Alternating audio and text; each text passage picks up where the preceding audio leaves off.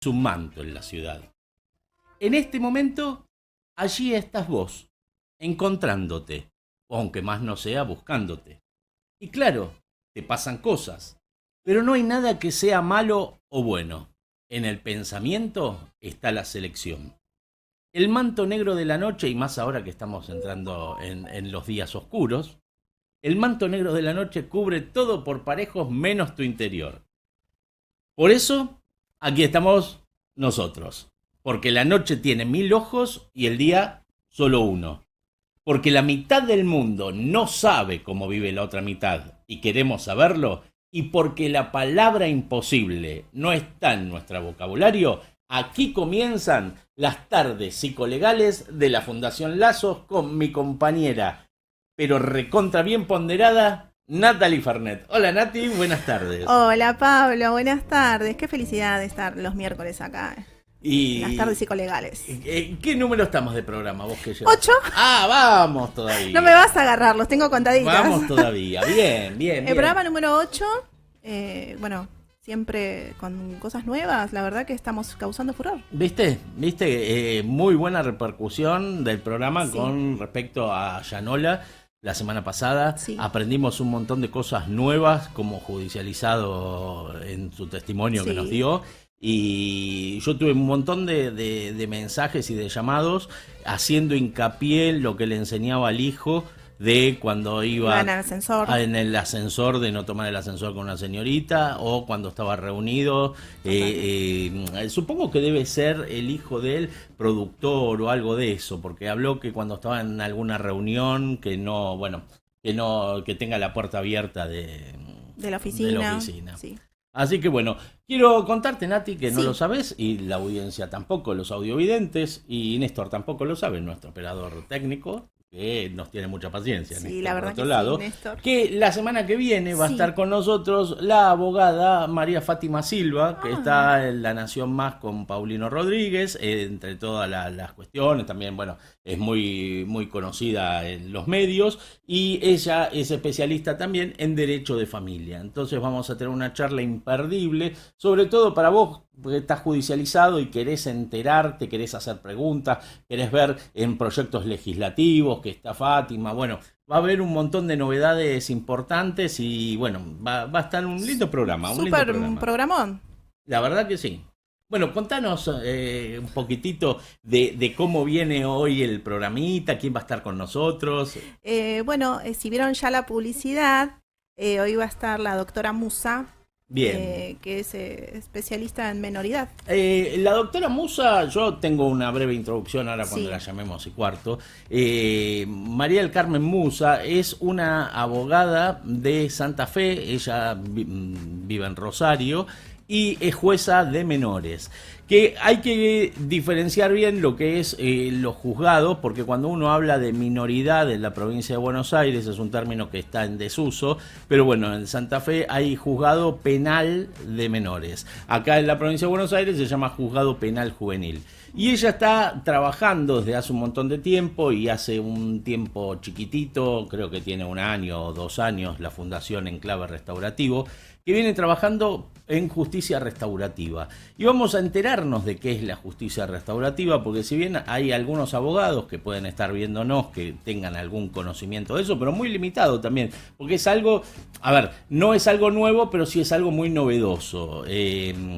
Pero la gente común, el hombre de a pie, el ciudadano de a pie, como dicen muchos, el ciudadano a pie, pero también tiene bicicleta, moto, a ver, bueno, pero es una forma de decirlo, Es una expresión, ¿no? sí. También lo que tiene es ver el tema de para qué sirve la justicia restaurativa y qué se puede hacer con la justicia restaurativa, porque cuando uno habla de víctima lo pone en un lado y cuando habla de victimario lo pone en el otro. ¿Y qué pasa cuando vos juntás a la víctima con el victimario? ¿Se puede? En algunos delitos tal vez sí, en otros delitos tal vez no, pero bueno, vamos a enterarnos en un ratito de eso. Así que bueno, Nati, vamos a conversar un poquitito. ¿Querés hacer alguna publicidad de la fundación? Que hace bastante que no la podemos hacer. Sí, es tan importante dar tu número sobre todo y el de la fundación.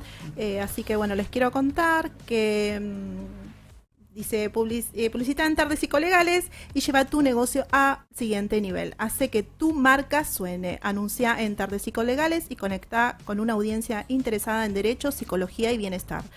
Publicidad efectiva y segmentada para potenciar tu negocio. Así que te puedes comunicar al 11 65 60 39 31, 11 65 60 39 31, que aparte es el número de Pablo 24 horas. Exacto. Y hablando de todo un poco, también es muy importante que les cuente a todos los oyentes que en el día de ayer se llevó a cabo en la sede de la Fundación Lazos el primer encuentro de papás judicializados. La verdad que fue ayer a las 19 horas que se dio comienzo, hicimos una reunión muy amena, éramos como 10 personas, que nos sorprendió bastante por ser la primera reunión. Sí, yo vi una foto que había muchos papás. Me sorprendió bastante de eso y les cuento a los que nos están viendo que se pueden unir a ese grupo contactándose con el Facebook o el Instagram de la Fundación o al número que dijo Nati recién, 116-560-3931, pero la temática de eso fue muy interesante porque se les ocurrió, cuando terminamos la reunión, de armar una especie de protocolo para el recién judicializado. Después puliéndolo, a mí se me ocurre decir el qué me pasa si.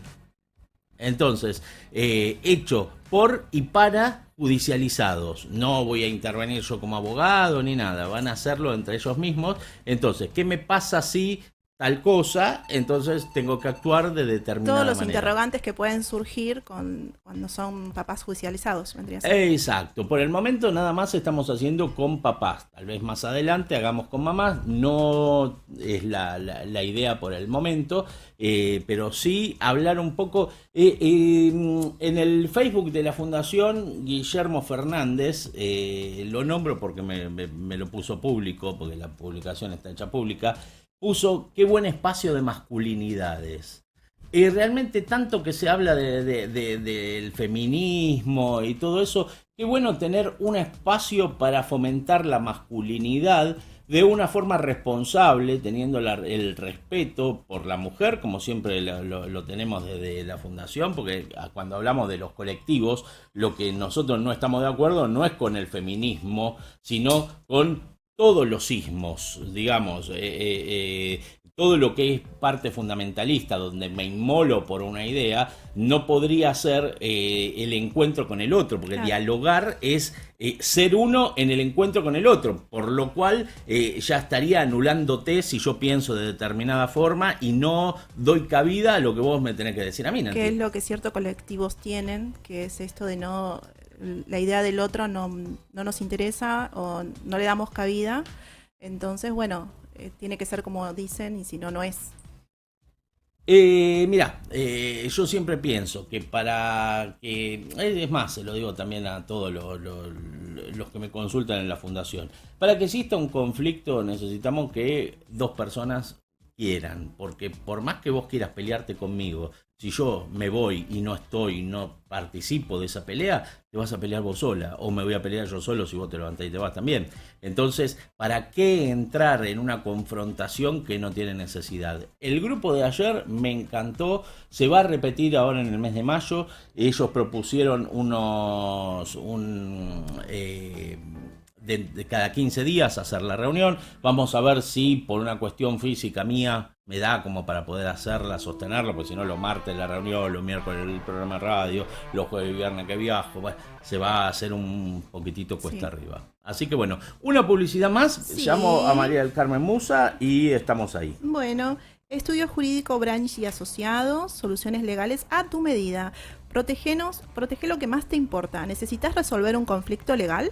En Branch y Asociados te brindamos asesoramiento especializado en derecho de familia, sucesiones y más. Confianza, profesionalismo y resultados. Agenda este número, por favor. Creo que ya todos lo tienen agendado, pero igual es el 11 65 60 39 31. 11 65 60 39 31. Tu defensa es nuestra prioridad. Cada caso es único, por eso trabajamos con estrategias personalizadas para garantizar la mejor solución legal. ¿Y qué más? Y la que sigue, porque a veces va, a veces no va. Bueno, Fundación Lazos acompañamos, contenemos y transformamos. Un lazo que brinda contención. Sale, ¿qué mandé? ¿Telefónica? Entonces cortamos y vamos de vuelta. ¿Vieron lo que me pasa? Esto es radio en vivo, esto es televisión en vivo. Esto Totalmente. es televisión totalmente en vivo. Perdón. Y puede fallar, como decía un mentalista. Me mandé yo el error, pero es verdad. Bueno, en Fundación Lazos trabajamos para asistir a quienes más lo necesitan. Acompañamos con compromiso, amor a familias y niños en situaciones de vulnerabilidad. Epa. Sumate como voluntario a colaborar y sé parte del cambio. Y bueno, te repito por última vez, que no va a ser la última vez, pero es la última vez de este segmento. Es 11 60 60 corto. 39 31. No enganchó, no importa, esto es radio en vivo, ¿eh? Esto es radio en vivo. Bueno, vamos de vuelta, probamos otra vez. Esto es prueba error, prueba error, prueba error. Vamos todavía. Vamos, doctora, que ya vendrá, ya vendrá. Piripipi, piripipi. Y para los que quieran formar parte de los grupos que estuviste, el grupo de Víctor, ¿es? Víctor, exacto, ahora sí creo. Ahora sí me desconecto después yo. tenemos que dar la dirección también. Después le pasamos todos los datos porque ahora sí ya la pudimos conectar, estuvimos juntos. Voy a decir que en esta edición especial del programa Tardes Psicolegales nos honra la presencia de una mujer con una enorme trayectoria, pero sobre todo con una generosidad inmensa al compartir saberes, experiencias y convicciones. Hoy recibimos a la doctora María del Carmen Musa, jueza de menores de Rosario, pionera en prácticas de justicia restaurativa en nuestro país y fundadora de la Fundación, valga la redundancia, Enclave Restaurativo. Voy a contar una infidencia que yo conocí a la doctora Musa en el año 2014, cuando armaron un congreso en Cañada de Gómez. Yo soy de Buenos Aires, de Quilmes, y me fui caraduramente sin tener ningún conocido ni nada en la ciudad de Rosario, y ellos me brindaron realmente una calidez que no la había vivido en otros ámbitos del derecho. Así que hoy tenemos la oportunidad de conversar en profundidad con la doctora María del Carmen Musa. Doctora, buenas tardes, y si me lo permite, ¿te puedo tutear? Por supuesto, ¿cómo va? ¿Cómo estás? ¿Bien? Bien, acá con esto de enchufando y desenchufando, por eso el apuro, siempre a último momento, no he cambiado nada.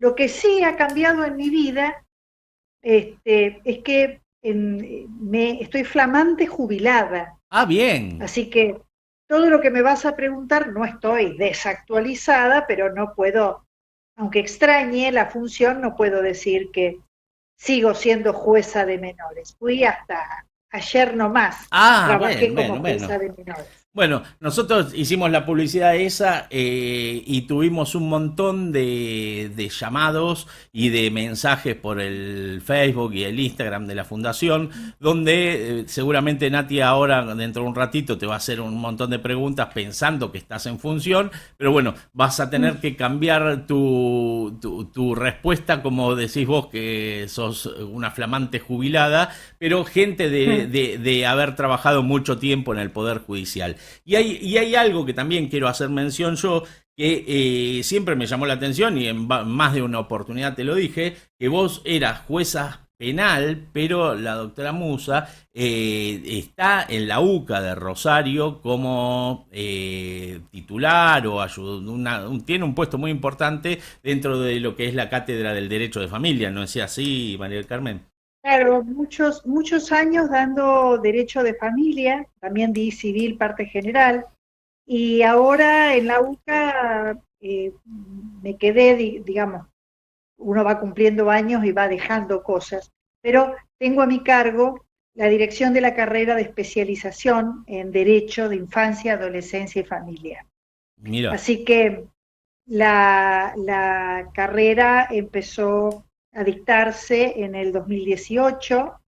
El año pasado, bueno, tenemos ahora la comunicación de CONEAU, la acreditación de CONEAU, la acreditaron por 6 años más, sin objeciones, sin correcciones, lo cual es un orgullo. Solamente una recomendación de que apuráramos el número de de egresados recibidos, porque a todos nos pasa que cursamos y después no hacemos el trabajo final, y entonces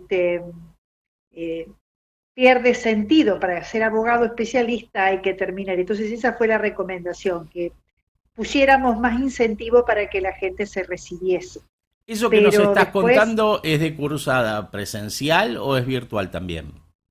Es sincrónica, es presencial, pero tiene un 50% en la sede física, en Rosario, y 50% en virtual. Es decir, el profesor está por Zoom, como yo estoy ahora, no por Zoom, pero como estoy con ustedes. Sí. Y las personas que viven a más de 50 kilómetros tienen una contemplación especial. O sea, lo que sí es presencial en cuanto a que es sincrónico. Se cursa viernes a la tarde y sábados por la mañana, cada 15 días, más o menos. Tratamos de que no coincida con feriados largos, para que, bueno, la gente que puede pasea, y si no, descansa, y bueno, es una carrera muy ágil de ser llevada, interdisciplinaria, única, por cuanto tiene las dos especialidades, en Derecho de Infancia y en Derecho de Familia. O sea que hace pivote en Derecho de Infancia. Y bueno, y esto para enganchar lo que vos comentaste al principio, que yo tuve la bendición de haber planeado por todo el derecho, el público y el privado, porque viniendo del derecho privado, como es el derecho de familia, concurso, y ganó el concurso en el año 2007 para jueza penal de menores.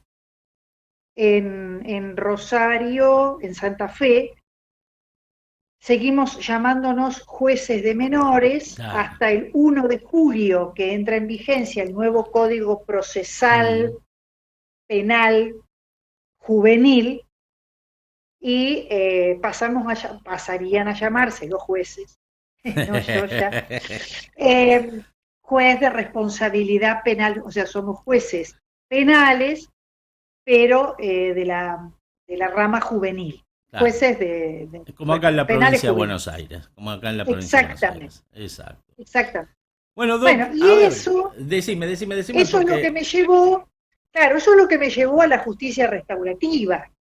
Entonces... No te me adelantes, porque acá, ¿no? Más allá de exprimir al invitado que tenemos, queremos empezar despacito, viendo quién sos, cómo llegaste al derecho, ¿entendés? Entonces quiero que nos cuentes en tus comienzos qué fue lo que te atrajo para dedicarte en principio a lo que es el derecho, y después cómo fuiste enganchando con el tema de lo que es la parte de familia y cómo derivaste en la parte penal.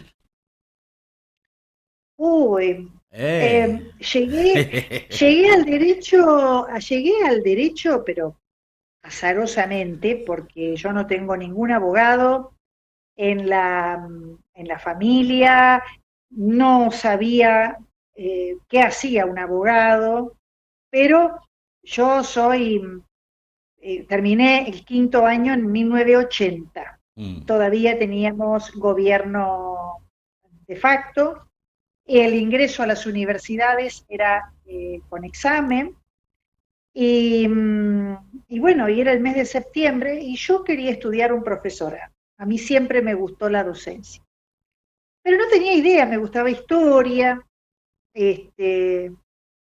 aunque en realidad me gustó siempre la profesión de ayuda. No estudié medicina porque soy impresionable y no me cuesta digerir el dolor físico ajeno. Quizás para el dolor espiritual estoy como más entrenada, pero el dolor físico y ver la sangre, dije no, pero me hubiese encantado ser médica, por ejemplo, por el tema de aliviar, ¿no? de acompañar en procesos, de descubrir a través de los síntomas qué es lo que está fallando allí, ayudar a que la otra persona y uno mismo restablezca la salud. Pero bueno, no tenía idea. Entonces la profesora tutora como yo era muy buena alumna, no daba problema, me llamó última para ver qué vas a estudiar. Y le dije que no sabía, y se rendía examen de ingreso, estábamos en septiembre. Entonces, como yo había hecho un test vocacional y sabía que lo mío era por el lado no de lo técnico, ni de las ciencias exactas, ella un poco me sugirió y me dijo, mirá, es una carrera que con vos va a ir muy bien, y podés dar clase, que fue lo que di clase toda la vida, y bueno, y empecé a estudiar Derecho en la UCA, que a diferencia de la Facultad del Estado, que no sé si rendían 9, esto era en medicina, en Sí, Derecho sí. no sé, pero suponete que en medicina de 10 entraba uno. Bueno, acá en la UCA de 2, porque había examen de ingreso, entraba uno. Y bueno, y estudié en la UCA, y cuando terminé en la UCA, en el medio de la carrera me casé, decidimos que íbamos a esperar, porque él también estudiaba, mi marido estudiaba profesorado de historia, también en la UCA, entonces dijimos, bueno, vamos a procurar no embarazarnos hasta no terminar de estudiar los dos. Y bueno, y así fue, y yo cursé Derecho de Familia con un nombre muy, que sabía mucho, y sabía mucho del derecho en general, muy, muy controvertido por su carácter, ¿no? Pero a mí yo lo quería, el doctor Omar Barbero. Yo cursé familia con él, y en el año 85, bueno, el año que me casé, 2 años después, vino la ley de divorcio vincular. No había divorcio vincular en Argentina, y cuando yo me recibí, bueno, eh, empecé la inscripción. En ese momento era familia y sucesión. Y, y empecé la inscripción y me dio mucha libertad para moverme, y yo a su vez trabajaba, era catequista en una escuela privada, y, y bueno, y enganché la inscripción. Y, y ya empecé a dar clase, y enseguida me nombraron, y litigaba poco. En realidad el litigio No a fue mí me tu fuerte. cuesta, ¿no? Yo ejercí la profesión, básicamente en derecho de familia, ejercí la profesión, pero ejercí la profesión fuerte eh, 10 años. Yo me acuerdo en el año 98, porque Mm. la verdad que, bueno, Bueno, circunstancias pero 10 familiares. años tuviste tiempo como para que hubiera, a ver, como para contarnos algún caso que te haya marcado, algún caso así que sea... Uy, eh, mira, todos los casos, porque en realidad el abogado de familia, que a mí me sigue gustando mucho, porque ahora que terminé, dije, no sé, no volvería a ejercer la profesión, no volvería a ejercerla, pero sí, y de ahí viene el enganche con la fundación, claro.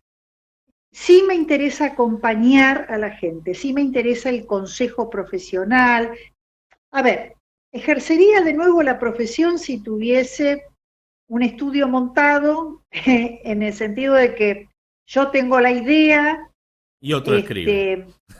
y otro, sí, y otro escribe, no todo, otro escribe, como yo le decía en el juzgado a la Claro. secretaria, escribe el esqueleto, pero yo estuve 17 años como jueza, y las resoluciones siempre las hice yo, pero la resolución en sí, que son los 10, 20, 30, 40 renglones de resolver, no todo Sí, sí, lo sí, que sí. pasó.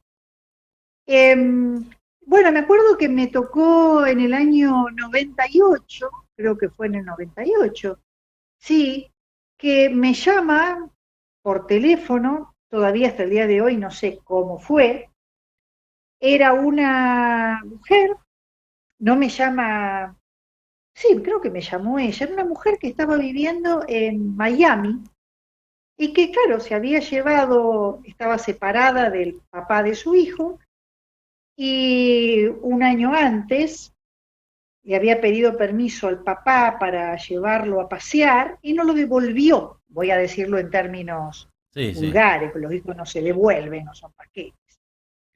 Entonces el hombre activó el convenio de restitución internacional de menores, Autoridad Central, República Argentina. Acá el primer caso de restitución internacional que llegó a la televisión fue el caso Oswald, de Daniela Oswald, que en ese momento estaba el programa de Bernardo Neustadt y fueron a la televisión, y qué sé yo, y yo lo seguía con una pasión el caso, pero nunca pensé que a mí me iba a tocar, porque encontró mi nombre, me dijo ella que en el colegio de abogados, pidió a alguien que supiera de esto Sí.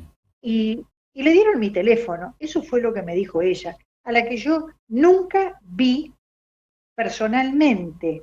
Ah, mira. Y bueno, la cuestión es que el niño tenía 12 años, ya estaba la orden judicial librada para que el niño viniese. Y bueno, y era como remar, tenía todas en contra. Mm. Y sin embargo, la gente todavía, ninguno de nosotros teníamos conciencia de qué significaba la jerarquía constitucional de los tratados internacionales de derechos humanos. Y claro, en la Convención de los Derechos del Niño, uno de los principios, nada más y nada menos, es la participación. El niño tiene derecho a ser oído y a que su opinión sea tenida en cuenta. Y eso no lo articulé yo, el juez, que era un innovador, puso eso sobre el tapete. El papá estaba muy enojado Sí, y sí. con razón. Y bueno, y el niño fue que dijo que él quería ver a su mamá, el niño se quedó viviendo acá, pero bueno, fueron dimes y diretes. La cuestión es que él se quedó viviendo acá, fue a visitar a su madre en las vacaciones de julio, después quiso quedarse viviendo con la madre, eh, después no me acuerdo, yo el caso lo dejé, lo trabajé muchísimo y después no me acuerdo qué pasó, si dejaron de necesitar un abogado, pero bueno, fue un caso que me marcó porque, qué sé yo, era algo que no, aparte el mundo no era tan Claro, manejable y tan pequeñito como ahora. claro, claro. Después, otro caso que me acuerdo mucho y, y vinculado a lazos, tuve un cliente que empezó a luchar por el contacto con su hijo, con su hija, Sí. desde el día 2 de nacida. Este muchacho, hago un paréntesis, con todos los clientes o con casi todos, he seguido teniendo una relación de amistad por años, es decir, es el día del abogado y me saluda. eh, por eso te digo esto del acompañamiento, ¿no? Resultó ser la profesión más linda del mundo. Yo Sí, no sí. sabía qué hacía un abogado y me di cuenta de que tiene, te abre un montón de posibilidades para el acompañamiento, que es lo que a mí me gusta hacer en general. Por eso vos dijiste, caíste en un congreso en Cañada de Gómez, no sabías cómo era la ruta, ¿Te acordás? por dónde había que Me entrar a hiciste de Rosario. GPS. Claro, en un momento en que el GPS no era tan Claro, común, claro. 2014, y sin embargo era como ilógico, como este hombre que se viene de Buenos Aires a un congresito nuestro que era un precongreso que organizábamos así a pulmón, pero ¿cómo no le vamos a ayudar a llegar? Por supuesto que sí. Y bueno, este muchacho estaba de novio, un noviazgo frío, ¿no? Con una mujer, eh, y ella se embaraza, ellos estaban distanciados ya, Mm. y ella se embaraza y claro, pensaba que el hijo iba a implicar que ellos dos volvieran. Y él no quería tener trato, eh, conyugal con ella, pero él quería ser el padre y se comportó como padre. Bueno, ella no le avisó cuando nació, me acuerdo que fue a reconocerlo al registro civil, explicarle que él era el padre y que no necesitaba permiso de nadie, porque el reconocimiento de un hijo es un acto unilateral, incondicionado, no formal. Bueno, Pero ¿sabés qué? Mira, te interrumpo hija, 30 segundos con eso. sí, ¿Sabés que yo tuve la semana pasada un caso de dos mamás que uh-huh, una mamá quiso ir a reconocerlo como si fuera un nombre que estás contando vos y no se lo sí, permitieron?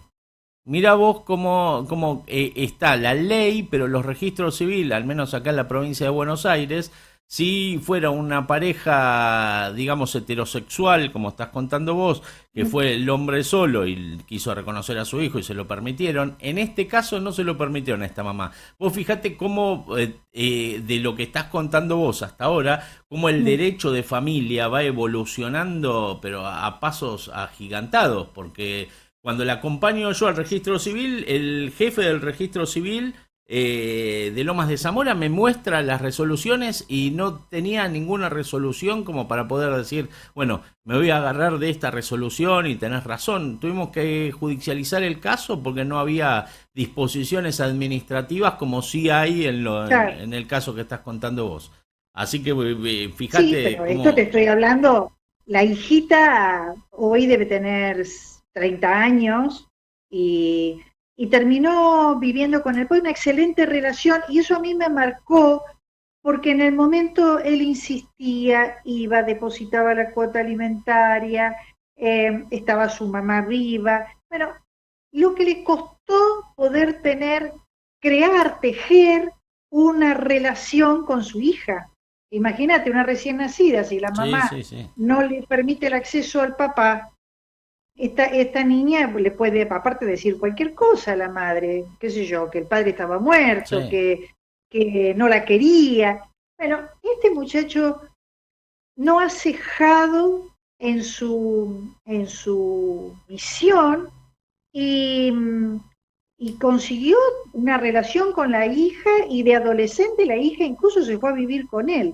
Por eso a los papás y a las mamás y a los abuelos de lazos, este, hay que contarles esto para mostrar que el vínculo está, el vínculo, el Sí, sí, vínculo sí. no, nadie lo puede destruir, porque que este muchacho era el Era el padre, papá, y sí. nadie puede ocupar su lugar. Por supuesto, para ser el padre jurídico tuvo que reconocerla.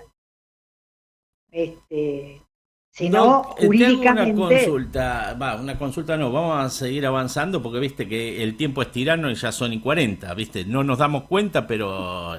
sí. ¿Cómo entraste a la justicia restaurativa? y yo, a ver, también azarosamente, pero porque las cosas más importantes de mi vida como que me han pasado como diciendo, ¿qué hago yo acá? En el 2009 voy al primer Congreso Mundial de Justicia Restaurativa en Perú. Y básicamente la justicia restaurativa es, hablemos, sería charlemos y vemos qué necesitamos y, y el que ofendió pedir disculpas y ver cómo te reparo, lo cual implica tender puentes. Y cuando yo voy al Congreso veo que eso no distaba demasiado de lo que era la mediación y de lo que un poco yo trataba de hacer incluso en la profesión, tratar de que antes de llegar al litigio, a ver si podemos hablar, porque si no sabemos qué es lo que quiere cada uno. Así que bueno, yo quedé magnetizada con la idea, después empezaron todos los códigos procesales penales juveniles, empezaron a instaurar el principio de justicia restaurativa. Bueno, a mí me gustó el tema, siempre lo estudié, siempre hice prácticas. ¿Y qué resistencia Este, encontraste en los colegas o en la misma justicia?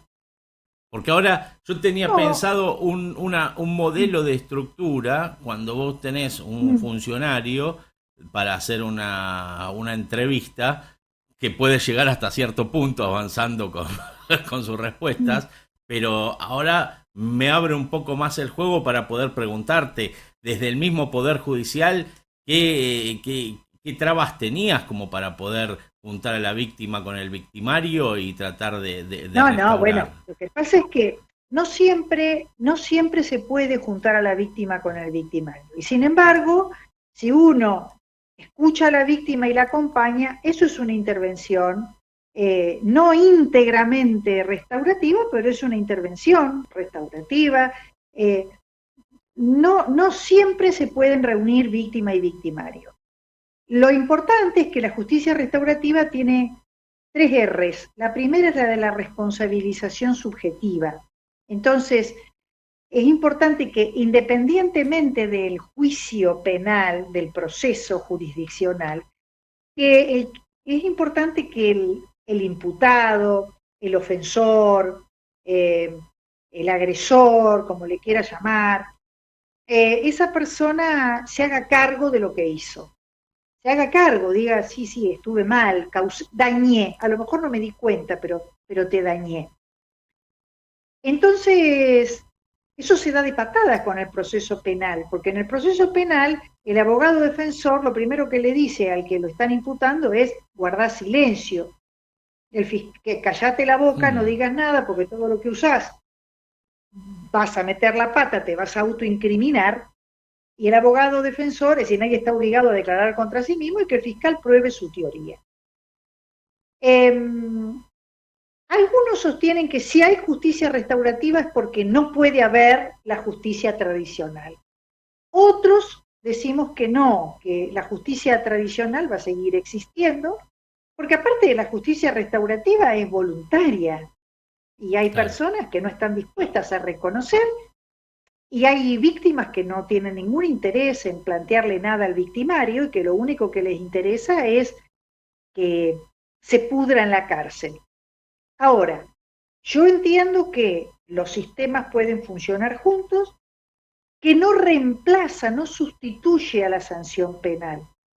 Porque a veces la gente cree que, bueno, anda a un programa de justicia restaurativa y ya está, no vas preso. No, no, no. Uno puede aplicar esto a delitos menores, a delitos gruesos.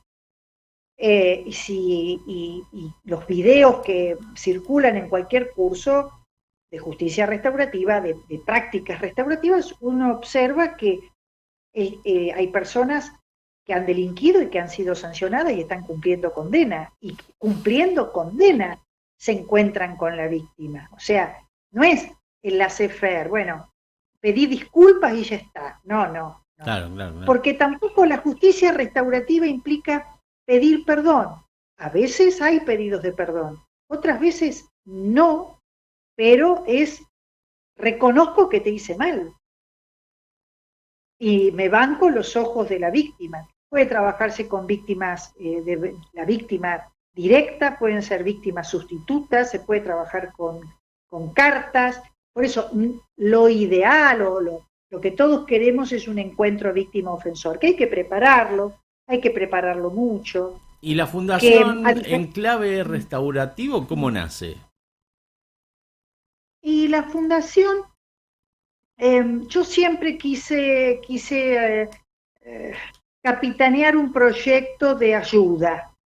Y, y sinceramente no, bueno, y veía que esto de justicia restaurativa, es decir, quería hacer algo, a mí me interesaba el tema y no quería quedar atada a tal o cual universidad o a tal o cual poder del Estado.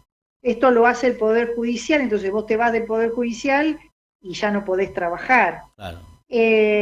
Entonces, bueno, siempre hay locos sueltos. Conocí a un contador que él ayuda mucho a las ONGs y a las asesora. Y me acuerdo que lo llamé y me dijo, bueno, dale, hacemos, redactar los objetivos y bueno, y en 2 semanas estábamos presentando a la Inspección General de Personas Jurídicas el estatuto. Y, y bueno, y así obtuvimos en enero del 2024, o sea que tiene un año y Bien. piquito, la fundación, la personería jurídica. A ver, vos eras jueza penal juvenil Sí. en Rosario. ¿Y qué veías? A mí me impactó cuando vos hacíamos ¿te acordás esos congresos que organizaba Alan Pionaf? Siempre me impactaba cuando vos contabas del panel que tenía la doctora Musa, siempre era obviamente responsabilidad penal juvenil, que vos llegabas cuando ya todos los sistemas anteriores habían fallado. Y me quedó mucho que una vez contaste, me quedaron un par de cosas, el monito me quedó un montón, nos quedó a todos esa vez Ah, que llevaste un monito, que venías no sé de qué congreso, de qué país, eso me quedó, después si querés lo contás, pero me quedó mucho el nenito que vos contaste que te dijo que él ya estaba perdido. ¿Vos te acordás de eso? Vos sí, contaste que entrevistaste a un nene que tenía problemas con la justicia, que sí, era la enésima vez que ya había entrado y que vos lo sentaste sí. en en tu despacho y le dijiste, ¿qué vamos a hacer con vos? No sé, Ricardito. Y te dijo, no, no haga nada, yo ya estoy perdido. Y eso me quedó siempre porque el debate hoy es la edad de punibilidad que van a tener, que la quieren bajar, que la quieren subir, que la quieren modificar, pero en realidad nadie habla de cómo se llega a un delito y cómo salir de un delito. Y tal vez a través de tu fundación puedan empezar con la práctica restaurativa a enseñar. Nosotros tenemos, después te va a leer Nati acá, un delivery, Sí, fíjate, ese, justamente el del ese iba a delivery. Mira, decirte. ¿te lo puede leer María del Carmen? Sí, El Lautaro, Delivery de Quilmes. Hola doctora, ¿usted cree que un joven que robó puede realmente cambiar si nadie lo ayuda? eh, es todos necesitamos ayuda, todos necesitamos al otro. La vida solo nos cuesta mucho a todos. Eh, el punto hay que dejarse ayudar y hay que estar justo presto con lo que el otro necesita, porque nosotros estamos acostumbrados cuando hablamos de resocialización, bueno, a todos le damos lo mismo. Eh, no sé, que vaya o termine firmando una vez por mes en el juzgado para mostrar que no se jugó, o que vaya a hacer panadería, eh, pero no hablamos, no hablamos con las personas. Yo, como jueza, podía a veces hablar poco porque yo tenía que juzgarlo. Claro. Es decir, eh, y entonces conmigo muchas veces se sinceraba, porque yo no era la encargada, después que había pasado todo, no iba a quedar confeso delante de mí, aunque muchas veces quedaban y decían, sí, fui yo, me pasó tal cosa, tal otra. Eh, con lo cual, en un proceso penal, eso es inentendible. Si cómo te vas a autoincriminar frente al juez, que es el que te va a poner preso? Mm. Pero bueno, las personas cuanto más tiernitas, más jovencitas, más niños, el ser humano necesita expiar su culpa. Y entonces, pero hay que sacar ese hablar, hay que sacarlo del proceso penal porque lo están juzgando. Entonces hay que darle un ambiente, un espacio seguro y confidencial, donde lo que él diga ahí no salga de esas cuatro paredes. Eh, con ayuda se sale, siempre. Si hay algo que no abandoné en los 17 años que estuve como jueza es la tosudez en pensar en el sí. El no ya lo tenemos. Los juzgados de menores o de responsabilidad penal juvenil, como quieran llamarles, trabajan con lo más triste de la sociedad, con lo más excluido. Nosotros es una pátina de angustia en el esternón que Mm. tenemos, porque, porque la gente que circula por esos lugares es gente que ha dañado a otros, es gente muy pobre económicamente y muy pobre de recursos simbólicos. Eh, chicos que Antes, cuando yo entré, por supuesto que todos tenían primaria y muchos llegaban a tercer año del secundario. Hoy no terminan la primaria, los chicos no van a la escuela. Eso te quería preguntar, ¿hay como una profesionalización del delito? Digamos que hay cada vez chicos más chiquitos que cometen delitos más gruesos, como llamaste vos. Pero eso no, yo no lo llamaría profesionalización. A ver, profesional es el que capitanea una banda, que tiene ha elegido, porque su familia, por ejemplo, ha elegido vivir del delito y del delito violento, y entonces ese jovencito o esa jovencita ni siquiera lo cuestiona como malo, es lo que él sabe hacer. Entonces, ese es un profesional. Pero habitualmente los chicos cometen delito, es decir, la gente cree que el que cometió un delito ya está, no tiene salvación, y es reincidente, y no es así. Habitualmente el chico comete un delito y es el único delito que comete en su vida, pero por eso hay que intervenir tempranamente, hay que tratar de trabajar con ese niño, con esa niña, que en realidad es un adolescente, ¿no? Y uno cree que siempre hasta el último minuto hay que poner una ficha de confianza. Esto no significa salir, no pasa nada, andá y mata a otro, pero si el que juzga y el equipo no tiene confianza en ese sujeto, en la resocialización, ¿y quién? Sí, justamente del tema que está hablando, también tenemos una consulta que dice: Carlos, papá de un adolescente de Avellaneda, gracias por tu dedicación. ¿Cómo se puede enseñar a los chicos a hacerse cargo de sus errores sin destruirlos con castigos? Es que hay que separar castigo de sanción, porque el castigo pareciera que es una revancha, una reválida. El mismo daño que vos causaste, yo te lo causo a vos, y si puedo un poquito más. El tema es que lo que no se puede vivir sin sanción. Entonces, uno de los modos de educar es hablar, poner reglas y consensuar las reglas. Bueno, a ver, por ejemplo, ¿cómo queremos vivir en esta familia? ¿Cómo vamos a asumir determinados trabajos? ¿Cómo vamos a hacer con el lavado de los platos, con la limpieza del baño, con el orden del cuarto? Estoy hablando de gente que tiene un cuarto, que tiene un baño, claro, eso es otro tema, ¿no? Doctora, cuando el núcleo está destruido totalmente en la familia. Y eso es uno de los temas que vemos.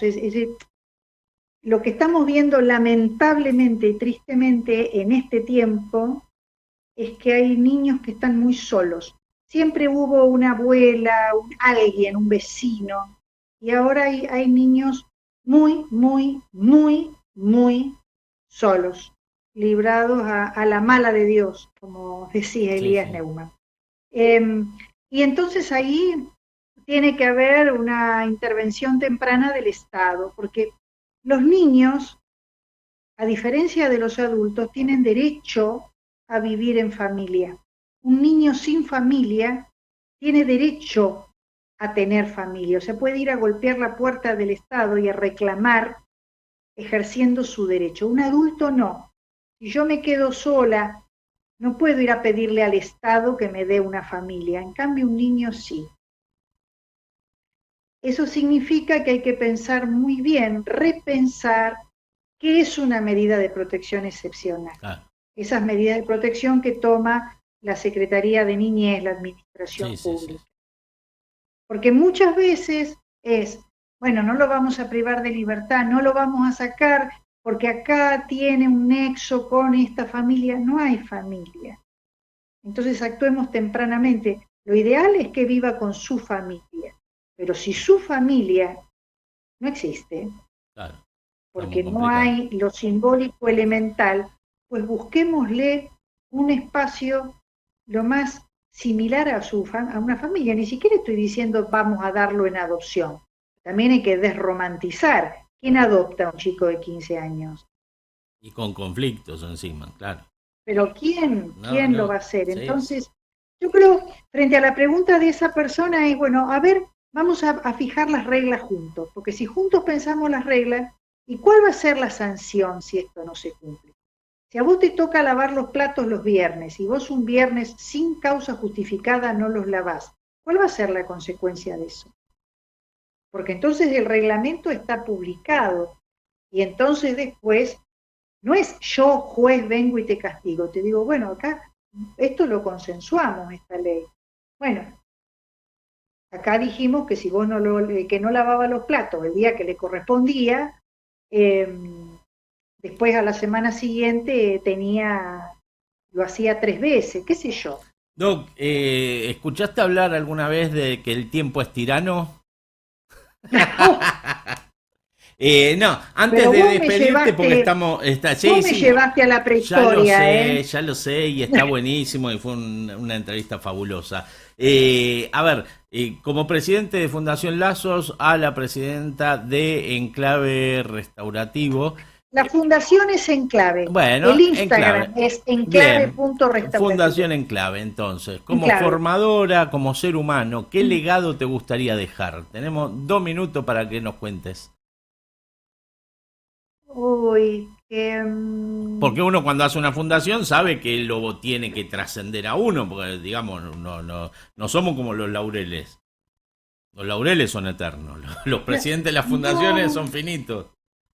Sembrar y que otro continúe, tender puentes. Que yo llegue, haga un puente y los otros hagan puentes en otros lados. Para cuando vos no estés. Sí, eso es. Sembrar paz, trabajar por la paz. Bienaventurados los pacíficos porque de ellos es el reino de los cielos. Bueno, Doc, se nos fue el programa. Fue un gusto tenerte con nosotros, Nati. Sí, la verdad que un placer enorme y bueno, una jueza con mucha humanidad y conciencia. La mejor del mundo. Es mío, porque cuando uno aparte se va, pasás a ser NN, pero que después de tantos años, 11 años, con Pablo sigamos teniendo el mismo vínculo y que me llame y que quiera escucharme y que yo cuente, bueno, yo estoy muy agradecida y me han hecho sentir. Te reitero que te admiro muchísimo y que después, bueno, buscaremos para cuando viajo a Rosario, que voy bastante seguido. Antes le iba a visitar al juzgado, ahora te iré a visitar a otro lado. Pero bueno, bienvenida a la jubilación. Gracias. Bueno, gracias por la invitación. No, María del Carmen, beso grande y bueno, nos estamos siempre en contacto, ¿eh? Bueno, vos la escuchaste, la doctora, gracias, la doctora María del Carmen Musa. La verdad que da para hablar muchísimo, porque ella además tiene una docencia que te atrapa cuando va hablando, que va a algún congreso y la escucha hablar, realmente siempre la ponen en el último panel para que se quede y le dé, porque sí, porque realmente yo me acuerdo del último que no llegó a contar pero la vamos a traer otra vez. En el año, creo que fue en el 2017, 2017-2016, en Las Rosas, estuvimos en un congreso de la Asociación Latinoamericana de Jueces, que era la AMPIONAF,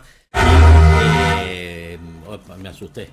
Y bueno, y ella apareció con un monito de peluche, realmente nos sorprendió a todos. Bueno, Nati, ¿tenés algo para ir cerrando? Bueno, no, saluditos en el chat en vivo, que salimos por YouTube, como ya saben. Franco B, abrazo, buen programa. Verónica Sanoco de Cava, excelente programa. Y Elisa de Mar del Tuyú, me encanta cada vez más. Los miércoles es imperdible. Bueno, besos para todos. Gracias por habernos acompañado. Le damos un saludo a Gabriela, que hoy nos acompaña acá en el estudio. Un saludo a mi hermano Gastón, a mi madre Celita, a vos, Nati. Y yo, bueno, a mis hijos y a mis amigos que también están ahí prendidos. Bueno, ¿vieron cómo terminan todos los programas sacudiendo papeles? Esto ha sido Tardes Psicolegales. Nos vemos el miércoles que viene por la misma hora y en el mismo canal. Gracias.